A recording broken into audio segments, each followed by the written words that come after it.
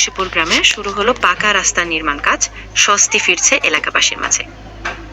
সংবাদ প্রতিবেদন। দীর্ঘদিন ধরে বেহাল অবস্থায় থাকা ফুলবাড়িয়া উপজেলার লক্ষ্মীপুর গ্রামের প্রধান সড়কের অবশেষে উন্নয়ন কাজ শুরু হয়েছে। বছরের পর বছর কাঁচা ও ভাঙাচোরা রাস্তার কারণে এলাকাবাসীকে চরম দুর্ভোগ পোহাতে হতো। বিশেষ করে বর্ষা মৌসুমে চলাচল প্রায় অসম্ভব হয়ে পড়ত। স্থানীয় সূত্রে জানা গেছে, সম্প্রতি রাস্তা পাকা করার কাজ আনুষ্ঠানিকভাবে শুরু হয়েছে। ইতোমধ্যে শ্রমিকরা মাটি সমানকরণ ও প্রাথমিক নির্মাণ কাজ শুরু করেছেন। এতে করে গ্রামবাসীর মধ্যে স্বস্তি ও আনন্দ ফিরে এসেছে। এলাকাবাসীরা জানান, রাস্তার খারাপ অবস্থার কারণে শিক্ষার্থী, কৃষক ও সাধারণ মানুষের দৈনন্দিন যাতায়াতে ব্যাপক সমস্যা হতো। পাকা রাস্তা নির্মাণ শেষ হলে যোগাযোগ ব্যবস্থা উন্নত হবে এবং স্থানীয় অর্থনীতিতেও ইতিবাচক প্রভাব পড়বে বলে তারা আশা করছেন। স্থানীয়দের প্রত্যাশা, নির্ধারিত সময়ের মধ্যেই যেন কাজ সম্পন্ন করা হয় এবং রাস্তার মান বজায় রাখা হয়।